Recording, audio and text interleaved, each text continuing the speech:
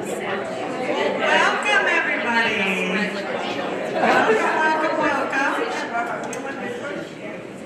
I'm Deborah Smith. I'm the Executive Director here at Jones Memorial Library. It's wonderful to see you all. Be sure to help yourself to cookies and lemonade and water if you need it at the back of the room. Tonight's lecture is with Ted Delaney on a century of women in Lynchburg politics from 1920 to 2020. I'm going to share just a few quick announcements before I hand things over to Ted, who I know everybody is here to see tonight.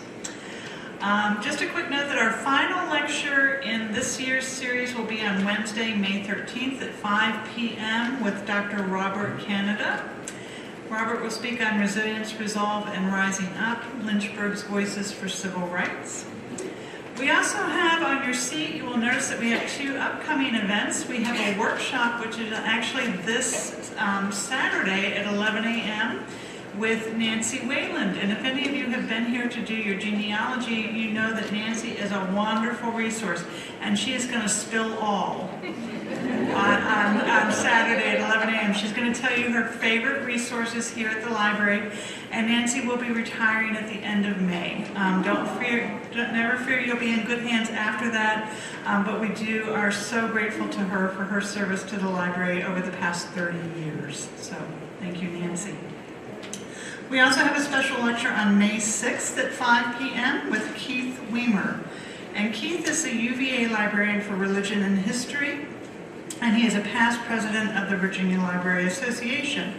And last fall, Jones Memorial Library received a grant from the Judith F. Krug Memorial Fund and the Freedom to Read Foundation for the Read exhibit, which is right there at the back of the room.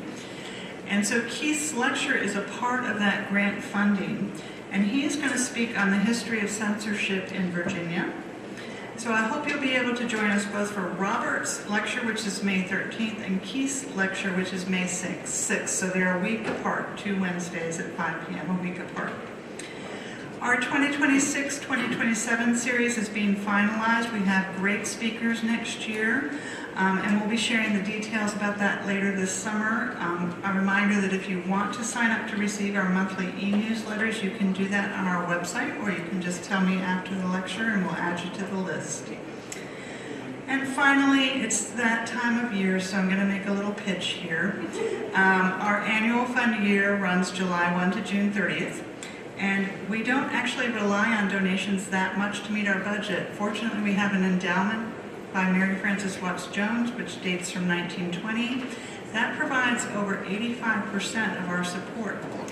So we are really very, very fortunate. But we do rely on fundraising from the community to help support events like this one, our program series, our outreach, travel for conferences and professional development, things like that. All which helps us give better service to you every year. So if you enjoy lectures like this or other events at the library, I hope you'll consider supporting us with an annual fund donation.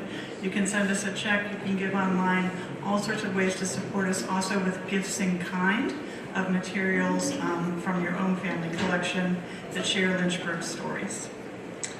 It's now my pleasure to introduce tonight's speaker. Ted Delaney is the director of the Lynchburg Museum System and Chief Public History Officer for the City of Lynchburg.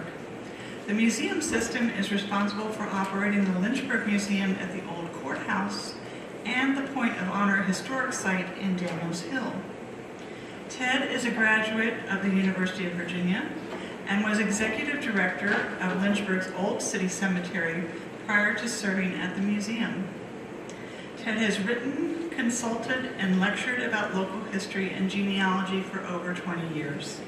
And for those of you who read the newspaper, if you get it at home or online, you know that he was just quoted in this morning's newspaper. So we are keeping up with Ted Delaney here. And Ted is going to speak for about 45 to 50 minutes, and then we'll have time for Q&A. And I know also that Ted has a special guest who will join at the end of tonight's lecture. So thank you and welcome, Ted.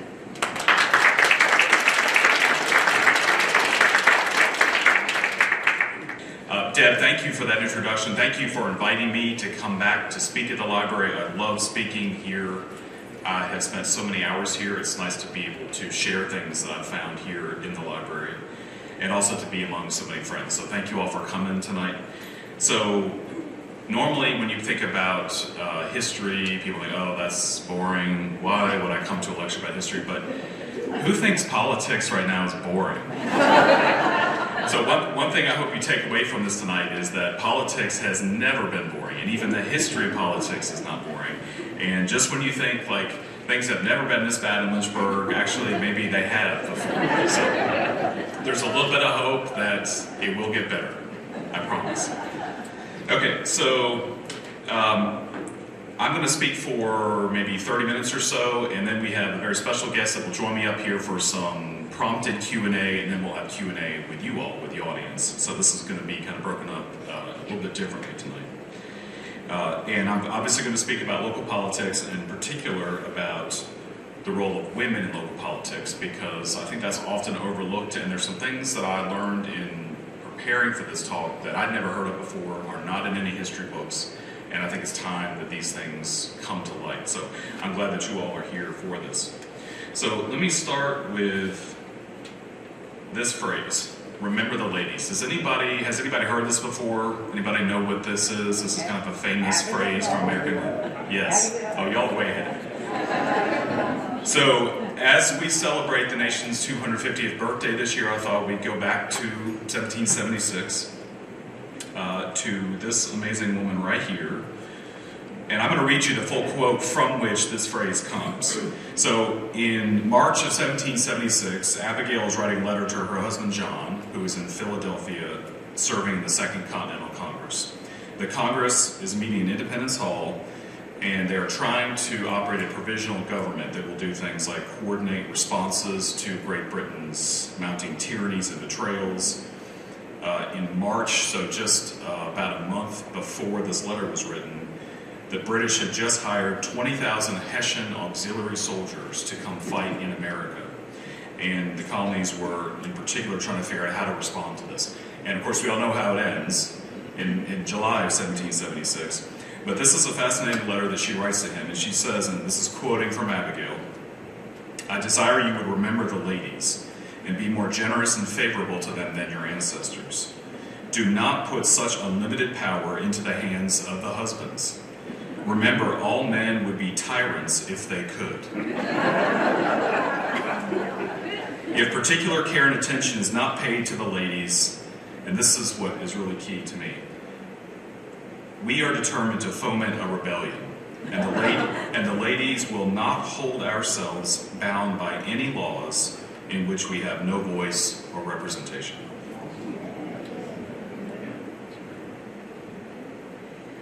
Obviously, this is Abigail in 1776. So, as early as 1776, a woman in America has articulated the idea that women make up 50% of this country and they need representation in government.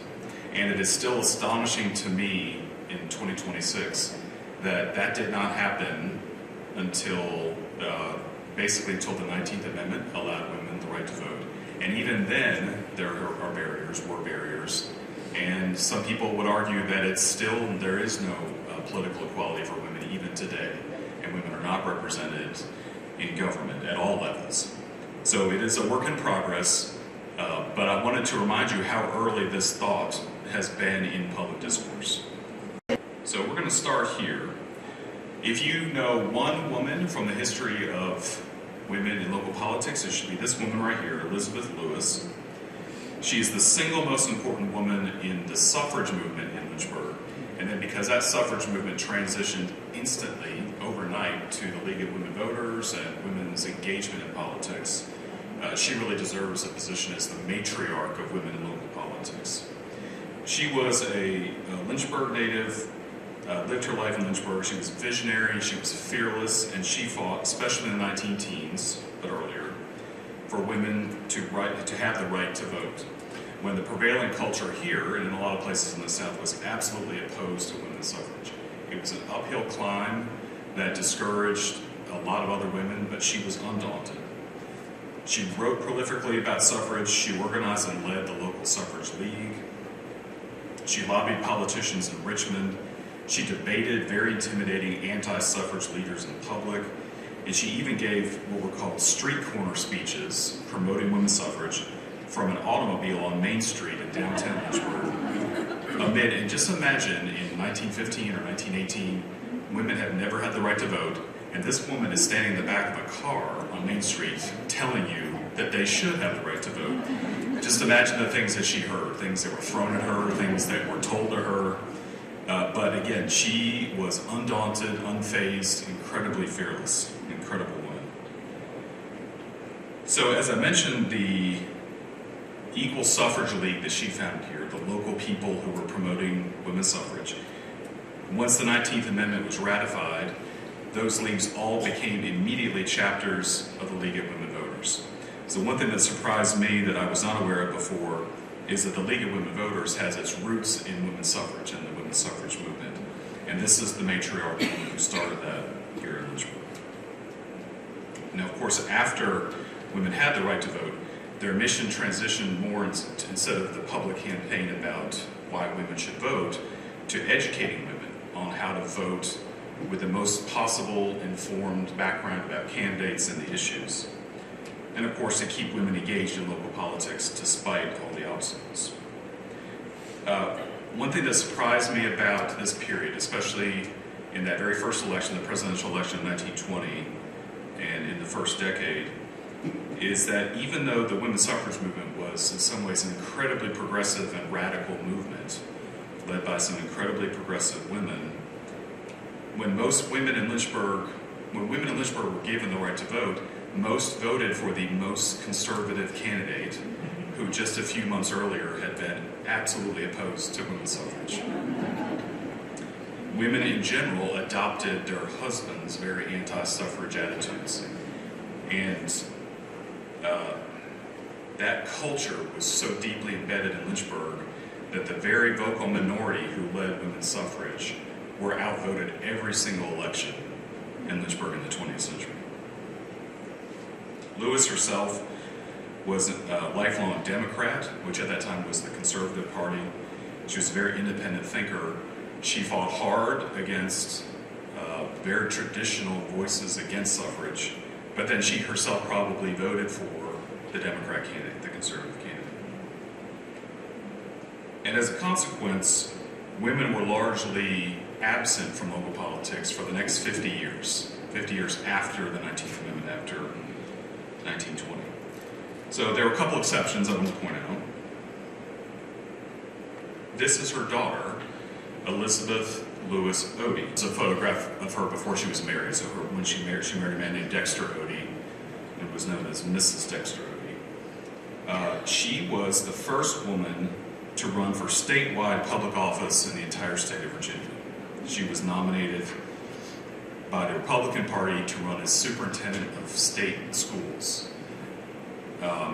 Unfortunately, she lost badly in that election. This was in, I think, 1921 or 1922. But she was motivated and trained by the women's suffrage movement to be in politics and to run. But it shows you the uphill climb women had to be elected in the 1920s after the women's suffrage campaign. This is a great photograph of mother and daughter. So mother is on the left, daughter is on the right. In Washington, D.C., can you see the Capitol in the background there? And this is the 1917 inaugural parade for Woodrow Wilson.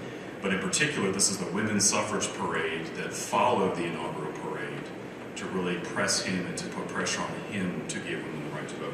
And that whole campaign really did, there was a turning point when Wilson decided to support it. So these are two Lynchburg women on the streets of Washington.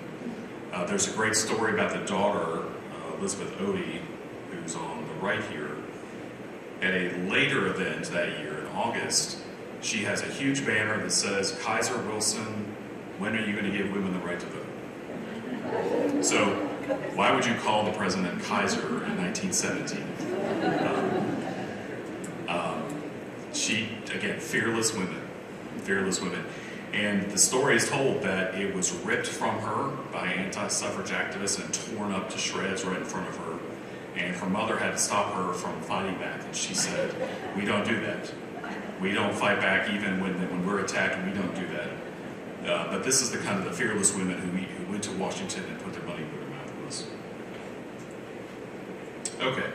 So as I mentioned, this was an uphill climb, even though women had the right to vote, and it was a really 50-year, what you might call a very long winter of women being shut out of local politics. But there were some exceptions.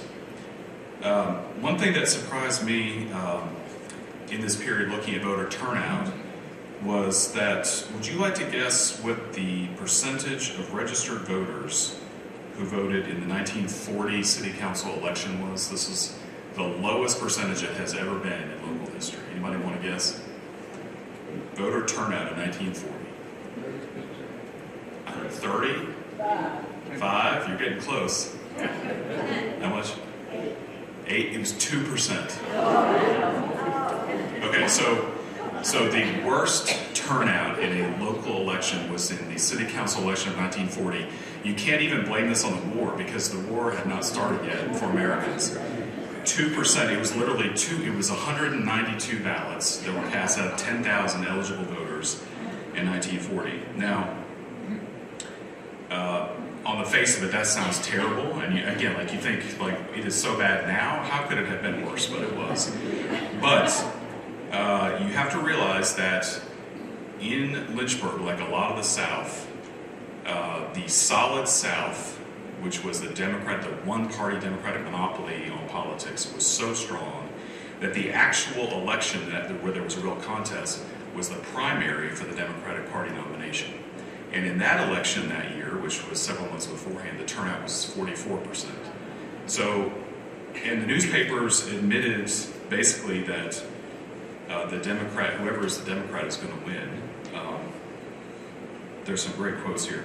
In 1938, a newspaper article reported that since those nominated usually stand elected in city politics, the primary is tantamount to the election. A 1942 editorial commented, "The real voting is done in the Democratic primary, the results of which are equivalent to the election." And in 1952, an article went even so far as to claim that the 3 winners of the Democratic primary, so we're just talking about one party's primary, will, quote, take their seats on council in September. There was no question that if you won that Democratic Party primary in April, you would be elected because you had 200 people who turned out of 10,000. So the real contest was in the Democratic Party. And this is very typical of the Solid South and the monopoly that the Democratic Party had on states of the former Confederacy. In Virginia, this is probably best epitomized by the Byrd Machine. So the Byrd Machine was led by Harry Flood Byrd Sr., and of course they dominated Virginia politics, characterized by things like voter suppression, massive resistance, opposing integration at any turn. And so because of this, for 50 years, women were really shut out, especially if they were not members of the Democratic Party. Okay, so would anybody like to guess when the first woman ran for city council? And this is not even, again, because of the context here of the solid South Democratic stronghold, this is not even running in the general election, but just for the Democratic primary. Anybody want to guess when that was? 70s is a good guess, but it actually goes back to 1938.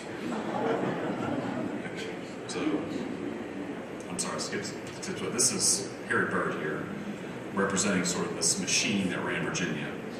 So, has anybody heard of this woman?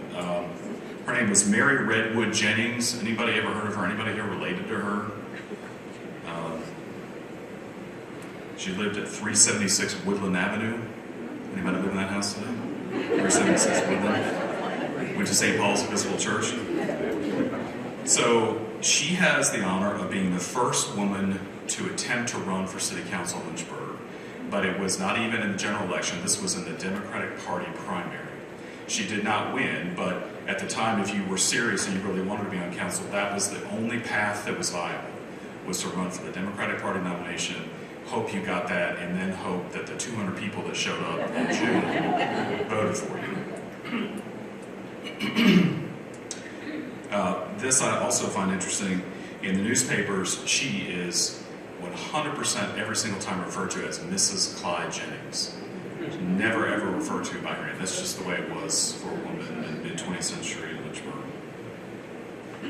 Oddly enough, her husband, when he died in the 60s, His obituary noted that her campaign was vigorous but unsuccessful, and she finished 9th out of 11 candidates when she ran in 1938. So first woman to run in Lynchburg in 1938, Mary Jennings. She remarked in March 1938, just before the election, "I do not believe a genuinely representative city council can exist without a woman member. I offer myself for the privilege of establishing that representation." Here was an ad from the newspaper that she took again, Mrs. Clyde Jennings, candidate for city council, and then there's her statement there about believing that a woman needed to be on Lynchburg City Council. 50% of the city, makes sense. Also, I find it interesting that she was a native of Paris, Texas. So she's an outsider, not from here.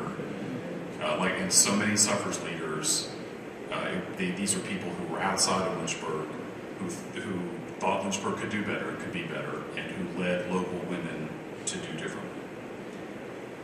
Her obituary noted that after politics, she was active in social and civic life, and in particular with the Little Theater here in Lynchburg, and often directed their shows. The second woman who attempted to run for city council was a woman named Julia Price Ivy. And I don't have a photograph of her, otherwise I would show it. And if any of you know where I might find one or know a relative who might have one, I would love to be able to add that to this presentation.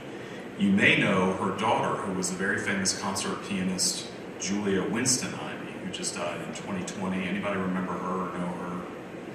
She lived on Parkland Avenue. She was reclusive. Not many people would see her except her neighbors, but played in concerts all over the country and Europe. Her mother was Julia Ivy, who in 1952 saw the Democratic Party primary nomination. Okay, so eventually things change. And just like the New South replaced the Solid South, New Lynchburg replaced Solid Lynchburg. And I want to talk about three particular political actions that changed the entire landscape of local politics here. The first happened in 1964, and this was the 24th Amendment. So everybody remember what the 24th Amendment does? That abolishes the poll tax in federal elections. Second was the Voting Rights Act of 1965, and that ended most of the legal barriers in elections, in particular things like literacy tests, knowledge tests, grandfather clauses, all the shenanigans people pulled at their discretion in very, very inconsistent ways to make sure certain people did not vote. And then the third was the Supreme Court case, Harper versus Virginia Board of Elections. And in this Supreme Court case, the Supreme Court struck down poll taxes, or what they call capitation taxes, in state and local elections. So the combination of all three of these rulings and laws meant that a lot of the machinery that had kept women out of politics, that had kept politics at all levels very exclusive, started to unravel and started to break down. And that's when things in Lynchburg began to change. So two sort of hallmarks of this I'm going to point out. In Lynchburg, the first Republican elected to city council since Reconstruction was a man named Jim Old, who was elected in the mid-1960s. Anybody remember him, know that name?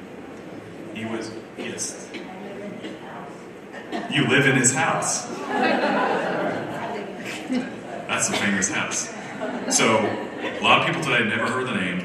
Jim Old served on city council in the 1960s, and it was quite remarkable at the time that he was elected because he ran as a Republican, when for decades, just like I've talked about, Solid South, Democrats' Harry Bird machine, Republicans did not win. And people thought he was crazy, but eventually things changed, the pendulum swings. All these other things, like I mentioned, the Voting Rights Act and the Supreme Court ruling allowed Old to win locally. And then the picture here that you see, anybody recognize this Virginian governor right here? Yeah, Linwood Holton, first Republican elected governor of Virginia in 1969 since Reconstruction. So things began to change. And of course, they changed in Lynchburg for women. The first woman who ran for Lynchburg City Council, not in the Democratic Party primary, but in the general election, was this woman, Hazel Boulware. Anybody remember Hazel? She was well known here in Lynchburg. She had been an educator, very active in all kinds of civic groups.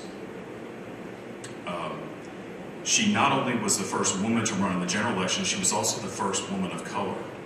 So she was married to Ralph Boulware, the popular doctor whose office was on 5th Street. She was originally a native of Fayetteville, North Carolina, a graduate of Talladega College and the University of Michigan in Ann Arbor.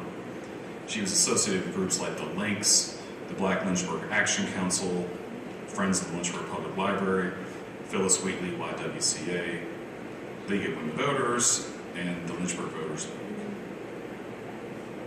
League. She mentioned in her platform, which she put in an advertisement in the newspaper, she mentioned that she was especially interested in improving housing conditions and educating people about fair housing laws. So she ran in 1970 in the general election. She finished 7th out of the 10 candidates that were running. So she lost, but it was a major milestone that she ran and that she got that far and that she got the recognition that she did.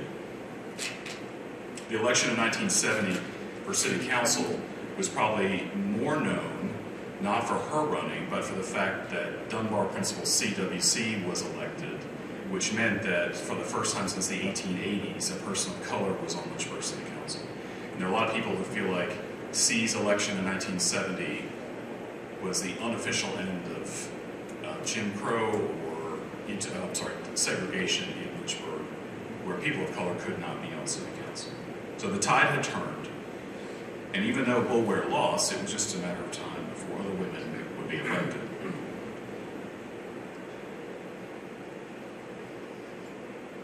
And that leads us to this woman. You all recognize her? Joan McCallum. Joan McCallum has the honor of being the first woman who was ever elected to Lynchburg City Council. This was in 1978. So remember, women did not have the right to vote until 1920. And in Lynchburg, it took another 58 years before a woman was actually on city council to represent what Abigail referred to as that major constituency of 50% of the population. Joan had worked for the CIA in Washington, D.C. before she came to Lynchburg. Like a lot of council members, she had served on the Lynchburg Planning Commission. She said, quote, "When I was on the Planning Commission, we were working on developing a subdivision ordinance. And when it became obvious that it was going to be watered down when it was sent to city council, that is when I decided to run for city council." So she immediately saw problems by way of the Planning Commission that she could fix on council. There's a picture in the newspaper of her right after she was elected in May of 1978 with 2 of her children, and then a campaign ad there from the newspaper. She ran as an independent, which according to Pat Lovern, her successor, was typical of candidates in this era. Candidates not so partisan and attached to party.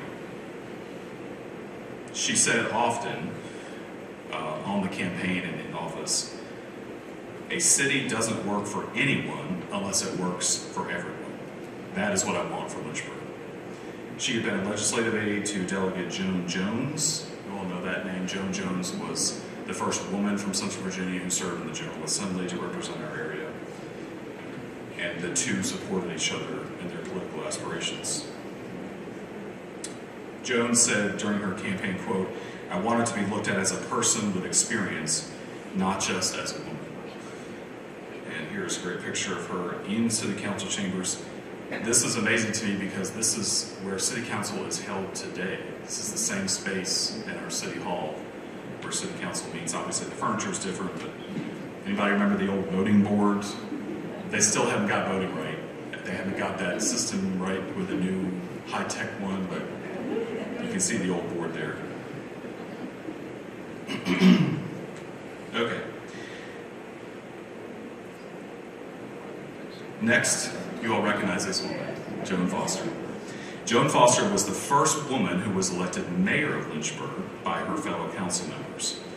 She first was elected to serve on the Lynchburg City Council in 2002, and she served for 16 years until 2018 as an at-large member representing the entire city. She was the first woman mayor of Lynchburg from 2006 for the next 6 years until 2012. She noted that one of her role models was Roselle Schul. And no talk about this topic could be complete without mentioning Roselle. I'm sure you all knew her, remember her.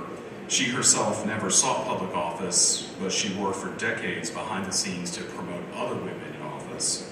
And she created something called Roselle's List, which was an informal organization that sought to cultivate and mentor women, local women, to be in public office or to be appointed to public boards and commissions. Foster was just one of the many beneficiaries of Schul's guidance. Foster wrote in 2020, in reflecting on her time on City Council, quote, "As a woman in politics, I appreciate and encourage all of our citizens to feel comfortable voicing their viewpoints and thoughts on important matters in our community. Even if I disagree with an individual viewpoint, I feel that individuals should have the freedom of expression. However, I feel that this needs to be done in a respectful and peaceful manner." And then that brings us to this woman, Trenae Tweedy. Trenae first served on City Council was first elected to serve on City Council in the year 2014, and she served for the next 8 years until 2022. She has the distinction of being the first black woman, the first woman of color who was mayor of our city, and that was from 2018 to 2020. And the next woman in succession here is Stephanie Reed. So Stephanie was elected in November of 2022. Her term began in 2023 when she was almost immediately elected mayor. Stephanie has the distinction of being the first conservative woman who was elected mayor of Lynchburg, a position which she held for 2 years until the end of 2024. I would like to think that women like Abigail Adams and Elizabeth Lewis, who we talked about earlier, would be pleased that in Lynchburg, Virginia, today in 2026, there are now 2 women running for City Council in our November election, one of whom is this woman here, Stephanie, who herself had been mayor, and the other woman is Christina Del Zingaro. And Christina is here. Christina, can you please raise your hand?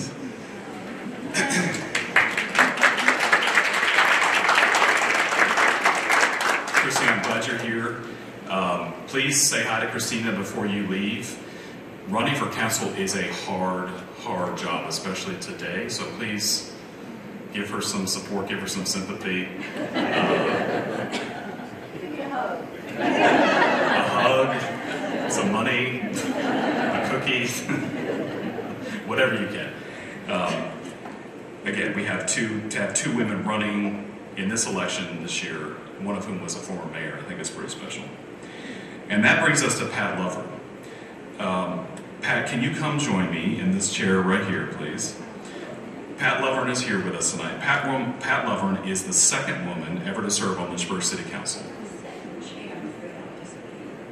You can stand if you like. Oh, good.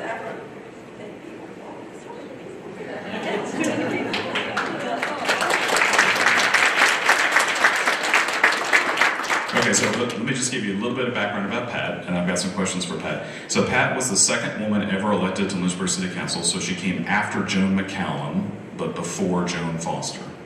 So between the 2 Joans. She was first elected in May of 1988, running unopposed to represent Ward 1, but she actually had served for 5 months before that because City Council appointed her to fill the unexpired term of Tommy Doyle when Tommy Doyle resigned in December of 1987. Her campaign manager was Jim Candler, great guy, if y'all remember Jim. Lovern went on to be elected vice mayor of our council by her fellow council members, and first woman vice mayor, and she served in that capacity until 1992 when unfortunately she lost her re-election to a man named Larry Carey to represent Ward 1. Lovern's victory in the 1988 City Council election, just like with Hazel Boulware, was overshadowed by an even bigger story that year, and that was the election of Steve Newman to City Council in 1988. He was a very proud, avowed Republican, and at age 23 years old was the youngest person ever to be elected to serve on this Lynchburg City Council. So Mayor Jimmy Bryan said that Lovern was chosen because of her experience in city government. During her time on the Planning Commission the local newspaper reported that Pat, quote, tried to reduce confrontations between would-be developers and neighbors by encouraging both sides to discuss their differences and work out compromises before the matter gets to the commission. And if there is nothing that a woman can do in politics besides that right there, that to me, that sums it all up. The difference between when a man and a woman is in charge. Laverne is a native of Lynchburg, a graduate of E.C. Glass High School and the University of Virginia. She was the co-owner of the Laverne Advertising Agency and a real estate agent for many years with John Stewart Walker. So, Pat, I have some questions for you, and then we'll take questions from you all. Thinking back on your time on City Council, were there any issues that stand out to you as particularly important, controversial, that had impact? You know, I've had to remember a lot of this because this was almost 40 years ago. The combined sewer overflows, we were told then we were going to have to do that for the city, which I think has taken almost 40 years to do. And that was, I remember I was told that as soon as the first meeting I went to, and I had a sharp pain that went down my back because I think at the time they thought it was going to cost $200 million, which was just unbelievable that the city could ever do that. But we have done that. It's interesting. He asked me the other day what were two things, controversial things. And one was we decided, or we voted on, you could no longer smoke in any of the public buildings in the city, and you couldn't smoke in any enclosed office building or business. And this is before emails, and so I got a lot of phone calls and a lot of letters, postcards, whatever. People felt very strongly about this, and I was surprised because it was sort of a health issue, but there were people, especially business people, who would call and say, my secretary, she smokes every day and we don't mind, it doesn't bother anybody, and I don't want her to leave me, you know. So people had their own concerns about that. And then the other thing that I think I got the most response was we decided to put in a leash law for dogs. And people felt very strongly about that. So it's interesting that items that you think are not really important, they touch so many people, and that's the kind of response you get from something like that. So. Thank you. Okay, so Pat, how would you characterize the spirit of City Council as a whole when you were there? And in particular, I'm thinking about interpersonal relationships among City Council members. Anything stand out to you, maybe that's in contrast to today? Well, it's a world of difference. How many of you remember Jimmy Bryan, who said, you know, it's great to be alive in Lynchburg, Virginia today? And I was in his council, and Jimmy had been a high school basketball coach at E.C. Glass. He was well loved and liked. And when he said that, he probably really meant it. I think he was about 72 at the time. And he felt it was great to be alive in Lynchburg. And when you have that kind of feeling among all the people, then you've got a council that gets along. We were all independents. And so when I was appointed to council, I really had kind of inklings, maybe some political persuasions that people had, but I had no idea who was a Republican and who was a Democrat. And it wasn't until Steve ran, and he ran as a Republican, that I think people began to look at it, and I think since then, people have often run with a label, a political label on them. But it really was nice not to have, to know who the Republicans were and who the Democrats were. And when we came to a meeting, I always felt like if there was a public hearing, that I really should not totally make up my mind until after the public hearing, because I needed to hear what each side had to say. And I would often be convinced at a public hearing that maybe I was not thinking the right way and to change my mind. I think that's one thing women are not afraid to do is change their mind. And that worked for us too. Thank you. Were you ever treated differently because you were a woman in local government or on city council as opposed to your male colleagues? I don't think so. No, I'm not aware if I was. So that's a quick answer. Yep, that's wonderful.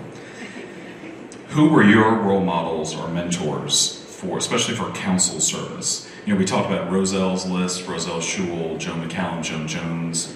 Did you all rely on each other? Were there other women, other mentors for you for public service? You know, I was appointed, and I think the reason I was appointed to council was I had been chairman of the planning commission. So I had been on that, thank you. And by chance, we had a joint meeting with city council and the planning commission, which rarely ever happens. But the planning commission met first, right before city council. And I conducted that meeting. And I think people on council saw that I could handle a meeting and understood me, I guess. I don't really think I had role models, and that sounds terrible, but I knew what Joan was doing. I wasn't a friend of any of those people, and I don't think I was on anyone's list to do this. It just so happened I was at the right place at the time. Thank you. And my last question for you, do you think women have changed public policy in Lynchburg because of their service on council? In other words, if women have, just imagine women have never served on Lynchburg City Council, would there be different outcomes in any way that you can think of? I'm sure it's hard to point to anything. Joan certainly had a big influence on a lot of things, that the Percival Island and a lot of things that have happened downtown, she started, and she was very instrumental in that. And when I was on planning commission, I learned the value of neighborhoods. Matter of fact, that's how I almost got on the planning commission. A developer wanted to buy property on Boonesboro Road, which was not far from where we lived, to put more apartments. And Boonesboro Road then looks then like it looks now, thank goodness. But my husband helped organize the Boonesboro Beachland Neighborhood Association. And we fought that. And I went to council and I spoke before council and we won. The interesting thing, we had been told before we went to council that we were not going to win, that everybody knew how they were going to vote. I'm never sure whether I convinced someone to change their mind or whether someone got a little confused the way the motion was put. But nonetheless, we won. It was 4-3, so I was happy about that. But I think appreciating neighborhoods, the sanctity of those, there are a lot of things that are happening with neighborhoods, and I'm really sad to see in Lynchburg the overcoming of more apartments and condos and things like that instead of single-family homes. And it's just too bad that's happened, but so be it. Yeah, so just as a parting thought, look back on American history, think about turning points in American history, things like Civil War and World War I. Think about times when there was a vote involved, or there were legislators involved, there were political leaders involved. And just imagine if the outcome would have been different if a woman had been in the room, at the table, able to be represented, have a voice. And it's hard for me to imagine that things wouldn't be different if women were there. But here we are. And I'm glad that we do have the women that we do, including Pat. Thank you. So we do have time. We have maybe 10 minutes, 5-10 minutes. Are there any questions from the audience for Pat, for me? We have a lot of other experts in the room. Any other questions on your mind, anything we didn't get to? Is there one that I left out that you wish that I had mentioned? Scott, on the way back. Thank you both. Pat, good to see you too. Thank you. You mentioned that you thought that women were frozen out or kept out, politics. Was there a push? Were they discouraged from doing so? Was it a money thing?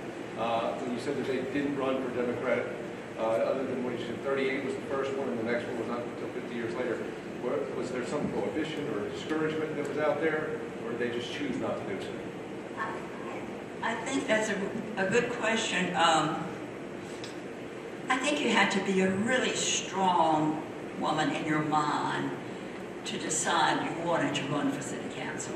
I have to tell you, I was appointed, and then when I ran, no one ran against me the first time. And when I ran the second time, someone ran against me. And I also ran for House of Delegates, and that's when I learned there really was a big difference from saying you were a Democrat or saying you're a Republican, because you put that label on yourself. But I think it was convincing people that they could vote for a woman. You know, I really don't know any real reason. Yeah, and Scott, I would just add that I think there was a really long, the anti-suffrage sentiment in Lynchburg and the conservative sentiment here cast a very long shadow in Lynchburg. And I think it was literally generations before people could think differently, could imagine a woman in these spaces with the intelligence and the wherewithal to talk about these issues and to figure out problems. And there are times when, like for example, when Mary Jennings ran, the newspaper sort of dismissed her as a candidate who was focused on humanitarian and social welfare things, as if to say, like, she doesn't have serious issues. And so, you know, women, just like you said, it was such an uphill climb, and they had social pressure. Think about women, the women's club or a garden club, and the pressure not to stand out and not to be a politician. You had the newspaper who was kind of working against you, maybe overtly, maybe covertly, to keep you out of politics. That was just such a hard uphill climb here in Lynchburg. And it really, I take it for granted as someone who grew up in the 80s and 90s that it was not always like this. Any other questions for Deb in the way back? I'm curious how Lynchburg compares to other cities in the state, like Richmond, Danville. What do you know about those cities and representation? So was Lynchburg underrepresented in terms of women, or was that sort of the norm across the state? Deb is asking how Lynchburg might compare to other cities in Virginia or elsewhere in terms of women serving. Do you have any thoughts about how Lynchburg compares? I really don't know. That's interesting. And there's so many women there in politics that it's hard to remember back 40 years ago when so few were in it. Deb, one thing I know is that in the women's suffrage movement, suffrage came to places in the far west, so places like Wyoming, Nevada, California, Oregon, a lot earlier than it came to states on the east. And so my guess is that the farther west you went, and the longer the tradition of women being in public service and being, you know, being politically engaged, you probably had women in offices a lot earlier. I do think in the research for this, I found that there was a woman mayor of Gretna, I think, maybe back in the 60s or 70s, long before Lynchburg. So I think there were some anomalies, but my sense is Lynchburg is kind of in the middle, probably, if you look at, you know, the bell curve of women in politics. I'll tell a little side story. When I was on council, we made efforts to meet at least twice a year with the representatives, Board of Supervisors from Amherst, from Campbell, and from Bedford County.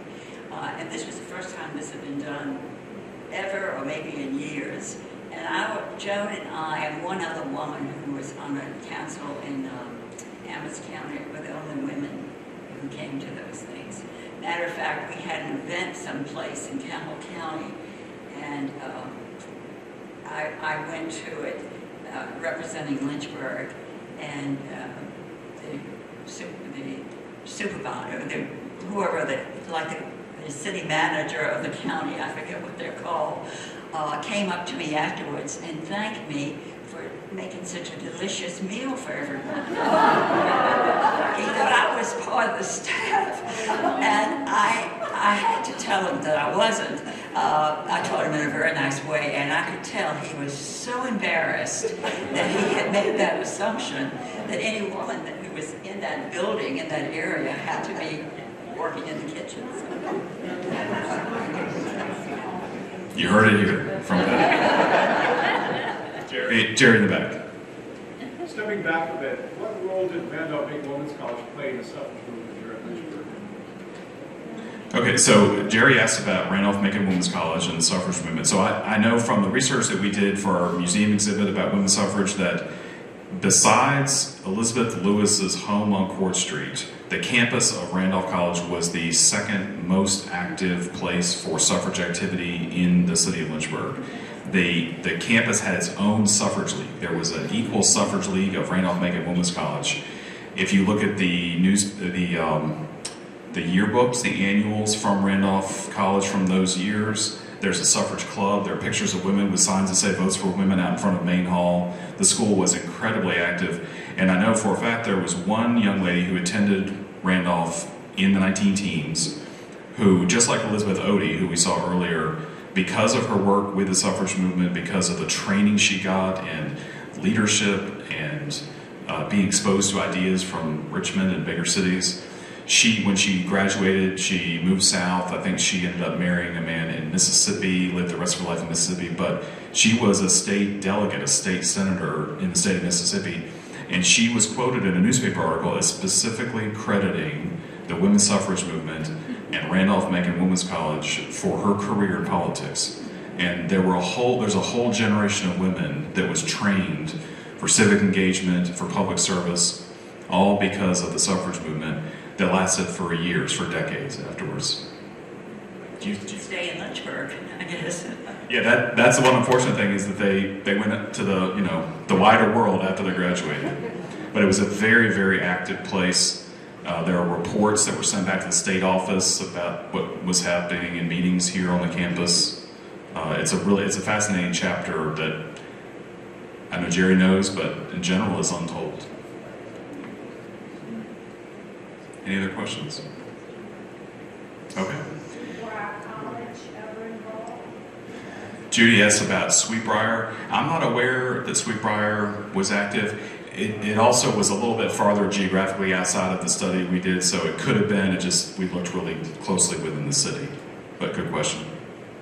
Okay, thank you all so much for being here. Please come talk to Pat. Thank you so much. So thank you to Ted and Pat. I'm sure they will take one-on-one questions if you'd like, and we hope to see you back in another lecture.